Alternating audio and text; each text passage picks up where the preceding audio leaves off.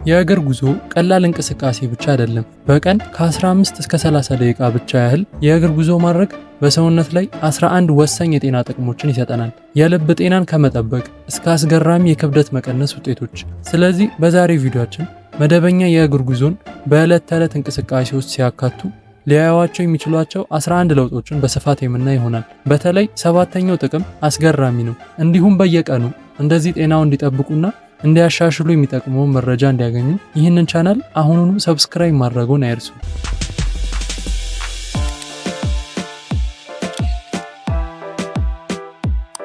አንደኛ፣ የተሻሻለ የልብ ጤና። በሁሉም የዕድሜ ክልል ውስጥ ላሉ ሰዎች መራመድ በጣም ጥሩ ከሆኑት የልብና ሕክምና ልምምዶች ውስጥ አንዱ ነው። ጥናቶች እንደሚያመለክቱት አዘውትሮ መራመድ በተለይም ፈጣን የእግር ጉዞ ማድረግ የልብ ጡንቻን በማጠናከር የደም ዝውውርን በማሻሻልና የደም ግፊትን ለመቆጣጠር በመርዳት ለልብ ህመም ተጋላጭነትን ይቀንሳል። በጊዜ ሂደት መደበኛ የእግር ጉዞ ማድረግ የኮሌስትሮል መጠንን ይቀንሳል፣ እናም ከልብ ህመም ጋር የተዛመዱ ከባድ ምልክቶችን ይቀንሳል። ሁለተኛ፣ የሳንባ አቅም መጨመር። በእግር መራመድ የሳንባ አቅምን ለመጨመር ይረዳል። ይህም ሳንባዎች ደምን በተሻለ ሁኔታ ኦክሲጅንን እንዲይዙ ያስችላቸዋል።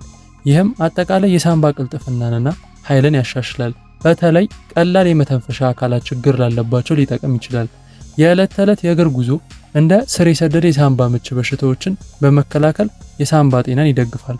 ሶስተኛ፣ የተሻሻለ ሜታቦሊዝምና የክብደት ቁጥጥር። በእግር መሄድ ካሎሪዎቹን ብቻ አይደለም የሚያቃጥለው፣ ሜታቦሊዝምንም ያሻሽላል። ይህም ክብደትን ለመጠበቅ ወይም ለመቀነስ ቀላል ያደርገዋል። ጥናቶች እንደሚያሳዩት በሳምንት ለ5 ቀናት በእግር መራመድን ቢያንስ ለ30 ደቂቃ እንኳን ማካተት ከመጠን ያለፈ ውፍረትን ለመቋቋም፣ የረሃብ ሆርሞኖችን ለመቆጣጠርና የኢንሱሊን ስሜትን ለማሻሻል ይረዳል።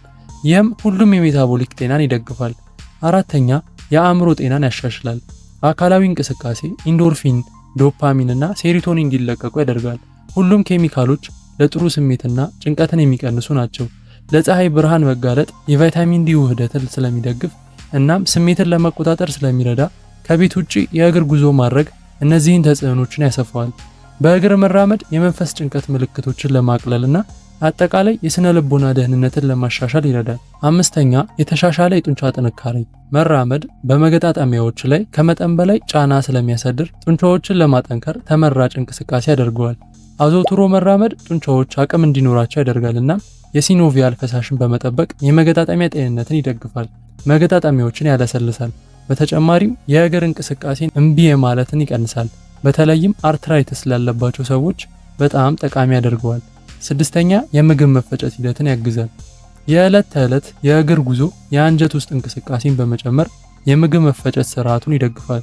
በእግር መራመድ የሆድ ድርቀትን ያስታግሳል፣ እብጠትን ይከላከላል፣ እናም ይበልጥ ውጤታማ የሆኑ ንጥረ ነገሮችን ለመውሰድ ይረዳል። ጥናቶች እንደሚያመለክቱት መጠነኛ የአካል ብቃት እንቅስቃሴ ጤናማ ማይክሮቢዮም እንዲኖር አስተዋጽኦ ያደርጋል። ሰባተኛ፣ የላቀ ረጅም ዕድሜና የተሻሻለ አጠቃላይ ጤና እንዲኖር ያደርጋል። ብዙ ጥናቶች አዘውትረው የእግር ጉዞ ማድረግን ከረጅም የህይወት ዘመን ጋር ያገናኙታል። በእግር መራመድ እንደ ሚዛን፣ ጥንካሬና የአእምሮ ንጽህና ያሉ ከእድሜ ጋር የሚቀንሱ አስፈላጊ የአካልና የግንዛቤ ተግባራትን ለመጠበቅ ይረዳል። አዘውትሮ መራመድ ስር የሰደደ በሽታዎች የመጋለጥ እድልን ይቀንሳል፣ ረጅም ዕድሜንና አጠቃላይ ደህንነትን ይጨምራል። ስምንተኛ፣ የደም ስኳር መጠንን ይቆጣጠራል። ከምግብ በኋላ የእግር ጉዞዎች በተለይም የደም ውስጥ የግሉኮስ መጠንን በመቆጣጠር ረገድ ውጤታማ እንደሆኑ ታይቷል። ምግብ ከበላን ከ15 ደቂቃ በኋላ አጭር የእግር ጉዞ እንኳን የኢንሱሊን ተግባርን ይረዳል፣ የደም ስኳር መጨመርን ይከላከላል፣ እናም ሴሎች ለኢንሱሊን የሚሰጡትን ምላሽ በማሳደግ አይነት 2 የስኳር በሽታ የመያዝ እድልን ይቀንሳል። ዘጠነኛ፣ የአጥንት ውፍረትን መጨመር። እንደ መራመድ ያሉ ክብደትን የሚሸከሙ ልምምዶች የአጥንትን እድገት ያበረታታሉ እናም የአጥንት ፍጋትን ለመጠበቅ ይረዳሉ። ይህም በተለይ በእድሜ እየገፋን ስንሄድ ኦስቲዮፖሮሲስ ለመከላከል ወሳኝ ነው። በተጨማሪም በእግር መራመድ አጥንትን በማጠናከርና ሚዛንን በማሻሻል የስብራት አደጋን ለመቀነስ ይረዳል።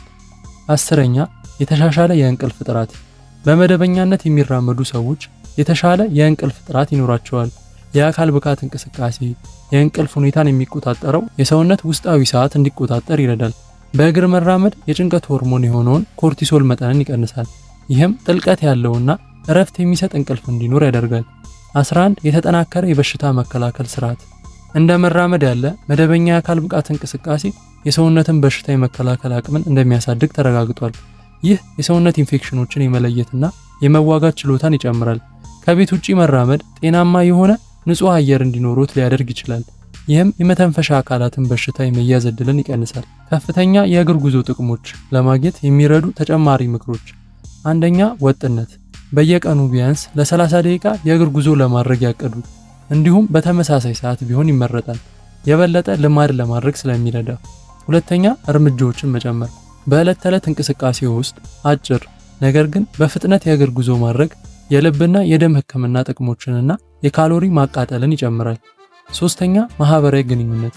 ከጓደኞች ወይም ከቤተሰብ ጋር መራመድ የበለጠ አስደሳች እንዲሆን ብቻ ሳይሆን ማህበራዊ መስተጋብርን በማሳደግ የአእምሮ ጤናን ይደግፋል።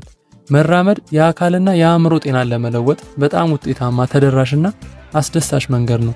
በቀን ለ30 ደቂቃ ብቻ እንኳን በመራመድ የልብና የደም ቧንቧ ጤንነትን፣ ጠንካራ ጡንቻዎችንና አጥንቶችን፣ ጥሩ ስሜትንና የተሻሻለ እንቅልፍን የሚያጠቃሉ ብዙ ጥቅሞችን ማግኘት ይችላሉ።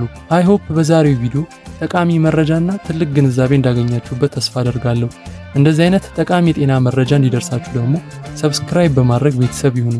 እንዲሁም ለሌሎች ይህ ቪዲዮ እንዲደርሳቸው ላይክ፣ ሼር ማድረግዎን አይርሱ። ሌላው እንቅስቃሴ ያለማድረግ ስለሚያመጣው የጤና ቀውስ ማወቅ ከፈለጉ ቪዲዮውን እዚህ ጋር ያገኙታል፣ እንዳያመልጣችሁ።